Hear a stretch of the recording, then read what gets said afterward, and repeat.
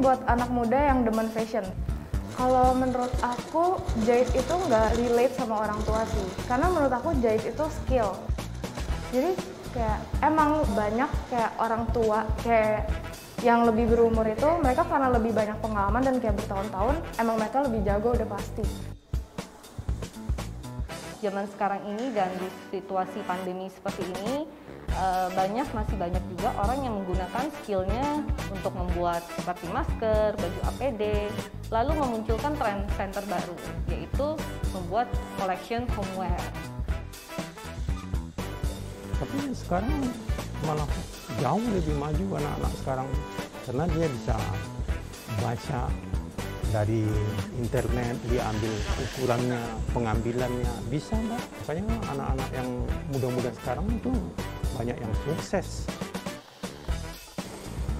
Rata-rata bisa 80 satu bulan.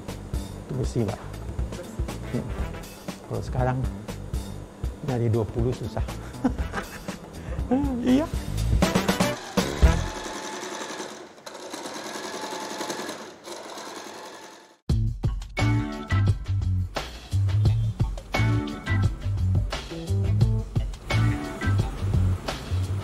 Hari ini kita mau bikinnya baju sama warna. Temanya mungkin lebih ke evening gown gitu. Jadi buatnya ready to wear. Kali ini kita mau buatnya yang lebih buat evening gown. Aku belajar jahitnya itu mulai dari SMP 3. Jadi pas lagi masih sekolah juga. Tapi kalau aku suka fashion design itu dari kelas 4 SD. Kalau menurut aku bisa jahit itu cuman selesain baju dari awal sampai udah. Tapi kalau desain itu diolah dari nol. Jadi kayak ibaratnya ngurus anak gitu. Jadi kayak benar-benar dari nol banget. Kayak kita harus pilih ceritanya, pilih mood board, bikin mind map. Terus nanti nentuin siluetnya tuh mau oversize apa fitted ya. Mau yang kayak gembung ada bola-bola di sini atau ada motif atau polos sih. Jadi kayak benar kita yang decide gitu, kayak kita yang nentuin jalan ceritanya sih baju ini. Itu bedanya fashion design sama jahit. Jadi kamu tuh tahu ada gambaran kayak pola tuh ngapain, bikinnya kayak gimana, nyambungin ini ke ini, disambung gimana, bikin slating gimana. Jadi kayak tahu gitu paling enggak. Kira-kira dari 4 ini yang Aku sih suka konsep ini ya. Ini udah pasti. Warnanya juga cakep. Tapi kayak jarang gitu pilihan warnanya. Oke. Sama ini bahannya file ya? Iya. File. Terus ini apanya? Jadi kayak ada gathers di antara pocketnya. Terus ini begini aja atau emang ada sambungannya? Gak ada sambungan, cuma kayak kerasut gitu, tapi ini tujuan awalnya itu supaya aku bisa ekspresin diri aku ke satu karya. Karena kayak aku ekspresin diri aku bukan kayak ngomong doang atau misalnya do some art move gitu. Tapi kayak aku ngerasa aku pengen nuangin soul aku tuh ke dalam satu karya gitu. Jadi pas orang lihat, oh ini Esther gitu. Kayak mau ngerasa gitu ada jiwa aku di karya yang aku bikin. Jadi itu sih. Tapi sejauh ini aku masih progres supaya bisa lebih kebaca kayak oh ini Esther punya gitu. Cuman sejauh ini sih udah sampai kalau menurut aku. Tapi masih belajar.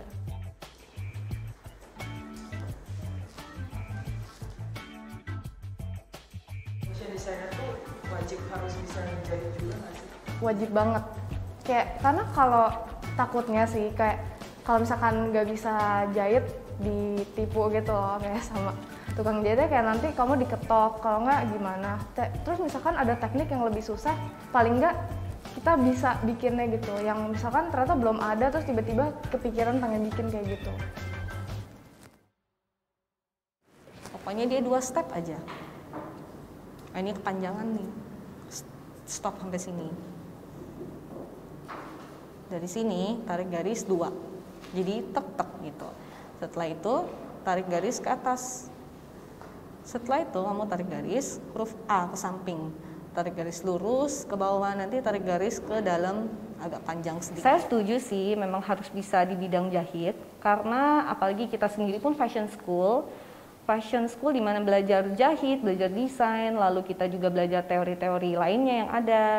Apalagi dilihat dari sekarang kan dunia fashion itu sangat berkompetitif sekali ya.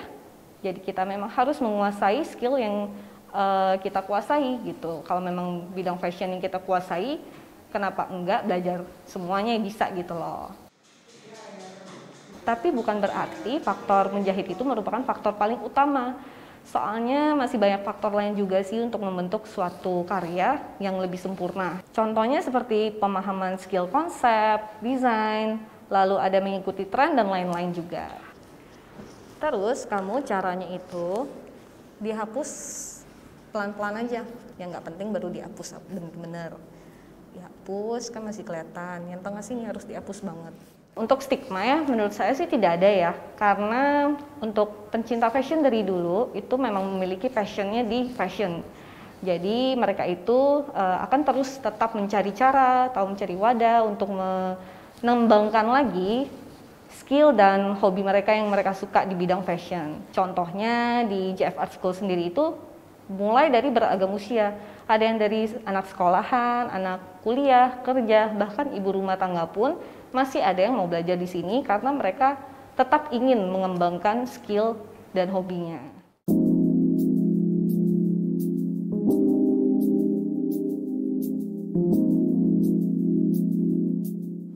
Upaya melestarikannya yang bisa kita kasih dari pihak sekolah ya tentunya membuat konsep, membuat program yang menarik sedemikian rupa untuk anak-anak muda zaman sekarang.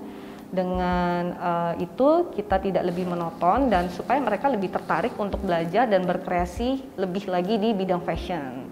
Dengan contohnya yang seperti saya sebut tadi, ada fashion show, belajar jahit, belajar desain, belajar menggambar, belajar tentang warna, lalu bisa event collaboration dengan pihak-pihak UNIF, lalu mendapatkan sertifikat achievement seperti itu.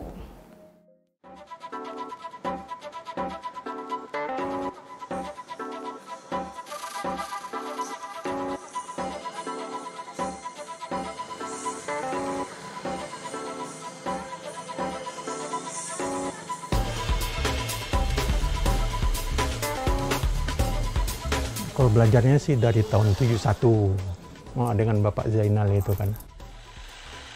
Ya kalau saya lihat itu potensinya bagus Mbak. Teman saya kerja, ya kan. Gajinya 1 bulan itu bisa kalau kita menjahit bisa hanya 4 hari kalau kita menjahit. Atau seminggu lah. Dia gaji sebulan, saya hanya seminggu. Makanya saya tertarik itu. Apa? Bikin baju cewek. Oh cewek di belakang dah. Bisa? Apa iya? Modelnya apa? Ini. Aku telepon tadi. Iya. Nah iya bisa. Ini 2 piece. Iya bisa. Berapa? Ini murah. Tahun 71 itu. Lama saya juga ikut orang ya kan. Cuman waktu saya kerja itu orang udah banyak percaya sama saya. Ada yang ngasih potongan, ada yang minta dipotongin ya kan. Jadi skill saya tuh udah di atas rata-rata. Nah itu.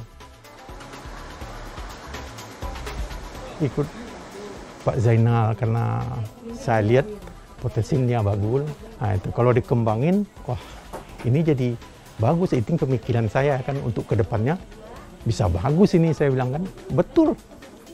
Tidak beberapa lama saya mencoba juga buka kan tahun 83 itu. Oh ya, ini nak. Blus sama rok nih. Ya kan? 2 biji. Itu modelnya kasih Mbak. Pertama saya buka aja 1 hari itu udah masuk 8 biji. Nah, itu. Besok malah meningkat lagi jadi 10. Besok meningkat lagi. Jadi dari pertama saya buka itu begini terus nggak ada turun-turunnya dia. Sampai tahun 95 itu. Saya umur 27. Pas buka toko Iya, atau 27. Jadi setelah 28 sampai 30, saya udah bisa beli toko, Mbak. Udah bisa beli rumah. Ya kan? Jadi dari 30 sampai 38 itu rasanya yang paling berhasil dalam hidup saya. Jadi kan? Kan tambah sikit ya kan? Ya. Oh, le sama kera tadi kan? Sama-sama ya. Ya, sama ni pokoknya, ya kan? Ini lagi kurang itu. Janganlah sudah nanti. Alah, pakai apa kan? Pakai polet. Karena saya udah punya rumah, punya toko, dan punya mobil. Kadang-kadang saya tidak percaya itu. Karena saya lihat kan setelah rumah saya jadi, aduh, bukan rumah saya ini, saya bilang. Nah gitu, saking tidak percayanya. Tapi kalau sekarang mungkin nggak ada lagi yang seperti itu, Mbak. Kecuali mungkin usaha-usaha lain. Iya. Kalau dalam sukses itu, saya minimalnya 80 sampai 200 satu hari. Iya. Malah itu kalau seminggu itu saya hanya terima cuma 4 hari. Karena kebanyakan order. Nah, waktu itu sebelum tahun 95 itu. Jadi rebutan, malah banyak yang saya tolak waktu itu. Saya harus on time, tepat waktu.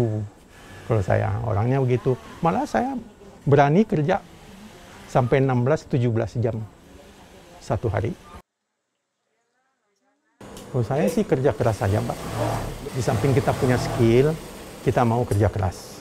Saya udah bilang tadi, 16-17 jam. Udah tua begini masih mau saya kerja keras. Saya tiap hari itu berangkat jam 8, pulangnya, kalau sekarang kan jam 5. Kalau dulu jam 9, Pak. Jam 10 baru pulang. Nah, itu nggak ada istirahatnya itu, Mbak. Makan, paling sholat, istirahatnya sama makan. Itu aja.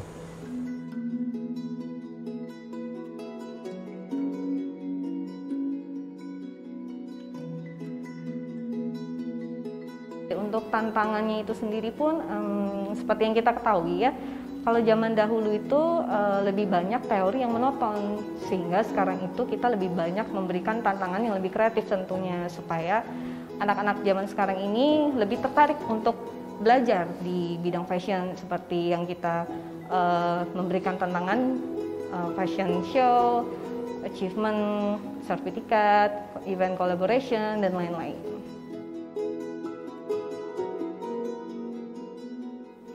Bisa dong, tentu saja bisa menghasilkan keuntungan. Kan kita sendiri kemarin di saat pandemi ini bisa melihat beberapa orang menggunakan skillnya dengan baik, justru bisa membantu juga pada saat pandemi seperti ini. Seperti mereka membuat masker, baju APD, lalu untuk fashion industrinya mereka pun mengeluarkan trend center baru, yaitu homeware.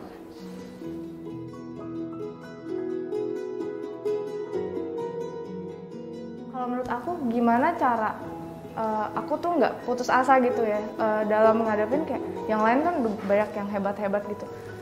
Jadi jati diri kita sendiri aja sih, itu kuncinya. Jadi kayak aku sukanya apa gitu, kayak figure out jati diri kita. Kayak kan ada orang yang suka warna-warni pop chunky gitu, ada yang demennya polos banget yang hitam putih netral gitu. Jadi kayak nggak apa-apa sih, tapi emang mesti baca-baca market juga. Walaupun orang kayak, ih lockdown gitu, emang bisa bikin apa sih? Gak usah jauh-jauh, kita pakai masker kain kan. Itu kayak hal simpel aja kita pakai gitu. Di rumah aja kita juga pakai baju kayak butuh fashion gitu, yang kayak baju tidur. Kalau menurut aku tetap bakal jalan banget selama kita tuh baca situasinya gitu, kayak lah apa sih yang lagi diperluin gitu. Kayak cari opportunity-nya yang pas. Kalau menurut aku iya, tapi aku nggak bilang kayak janjiin skill ini tuh menjanjikan di masa depan. Kenapa? Karena itu pilihan kita sendiri gitu. Untuk ngejalanin hidupnya mau nextnya seperti apa gitu. Banyak orang yang ekspektasinya kayak gede gitu ya. Maksudnya lulus dari sini, gue pasti sukses dengan penghasilan segini gitu. Tapi kayak sedangkan kita tuh sebenarnya harus mulai dari step kecil. Tapi banyak orang tuh yang miss point ini gitu loh. Jadi kayak menurut aku, walaupun aku belum sesukses desainer-desainer di luar sih, tapi kayak menurut aku tipsnya itu konsisten, terus berkarya, dan juga jangan ekspektasi gede ketika lu nggak ngelakuin apa-apa.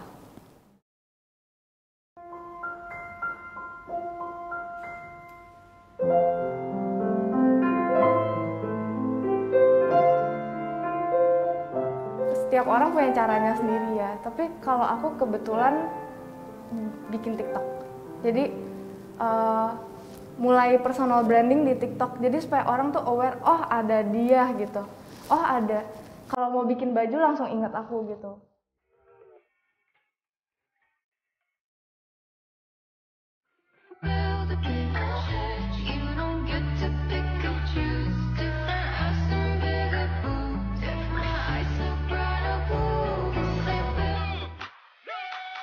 Naiknya pelan, tapi so far so good sih, mulai dapat orang mulai aware gitu ada keberadaan aku di sini.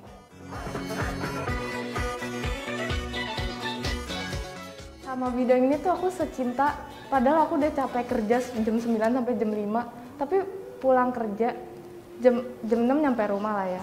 Jam 6 langsung lanjut lagi kerjain fashion untuk aku sendiri ya. Jadi kayak jam 6 lanjut lagi sampai malam, dan begitu setiap hari.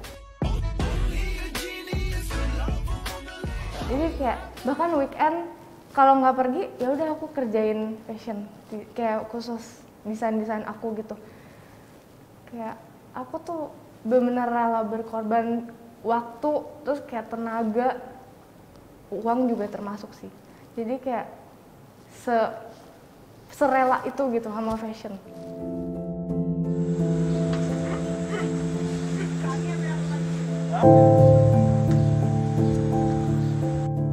Bagaimana kelanjutan usaha kita? Kan Papa udah tua ini, ya kan?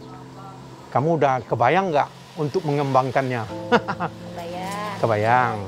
Kalau Rizi mungkin masukin ke online dulu ya. Wah. Kemarin kan udah bikin Instagram segala macam gitu. Kalau ada yang fitting dari itu mainnya di foto dulu, masukin ke Instagram. Kalau enggak mereka jadikan nge-tag di fotonya di Instagram bisa masukin. Gitu. Makanya kemarin kan dari masukin sebagian ke website, ke Google, ke internet yang lain. Jadi kan tahu. Nah, itu kan kelebihannya kalau orang-orang berpendidikan ya kan.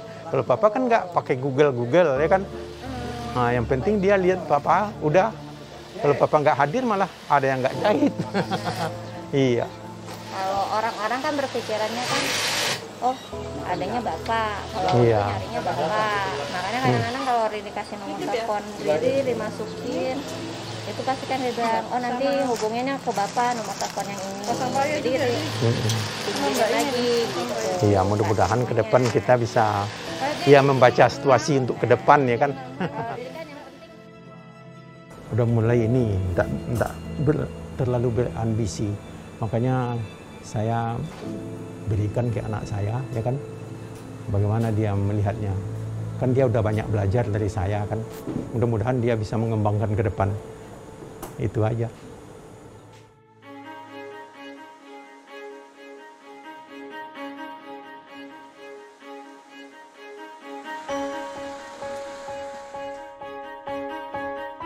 Kalau misalnya emang Bapak punya langganan ya kalau emang mau dimasukin ke Instagram aja gitu loh. Kalau Instagram kan sekarang lagi booming soalnya, jadinya kan orang taunya oh Instagram sama yang lain gitu loh.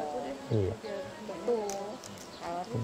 Kalau kedepannya sih siapa sih namanya jahit kan ada apa enggak kan tergantung kitanya nanti. Iya. Gitu. Ya. Makanya skill aja ya kan. Lihat perkembangan kita harus ikutin ya kan. Orang-orang maklum lah orang Bintaro, Pondok Indah, dia itu bikin celana sampai 5, 6. Oh, sekarang cuma 1. Tapi cukup lah. kita kan udah tua, ya kan. Saya juga udah sesuai untuk kerja 10 jam aja saya udah ngos-ngosan. Saya udah 67 loh, Mbak. Jadi walaupun 67, kalau kita punya aset 50 sampai 60 miliar, ya cocok lah kan, umur udah tua. Iya, tapi kalau waktu itu, waktu umur saya 30 sampai 38 itu, saya nggak percaya, Mbak, perputaran itu. Saya bisa ngantongin 5 juta sampai 6 juta satu hari. Itu tahun berapa, Pak? Itu sekitar tahun, kalau itu udah 2000-an tuh, Mbak. 2000. Udah 2000-an sampai 2008 itu udah seperti itu. Cuman kalau dulu itu seragam itu yang menolong. Kalau sekarang kan orang-orang pesta perkawinan itu, ya kan. Kalau pestanya belum, masih seperti ini saya rasa. Ini dibuat satu warna aja, nanti ininya bener warnanya oranye itu. Jadi intinya ini dijadiin panjang lalu bener ininya sama, cuma dipanjangin aja. Maksudnya kalau aku perhatiin banyak sih yang berhasil sukses kayak Anna Avanti, satu bajunya 100 juta. Jadi kayak, tapi tergantung kayak bisa aja aku ternyata jadi content creator bukan desainer, tapi kayak content creator kan bahas fashion gitu. Jadi aku nggak masalah sih kayak apapun jalannya, yang penting kayak aku tetap ngerjain di bidang fashion design. Semoga fashion designer di Indonesia itu lebih dihargain dan dihormatin. Jadi jangan dipandang sebelah mata sih.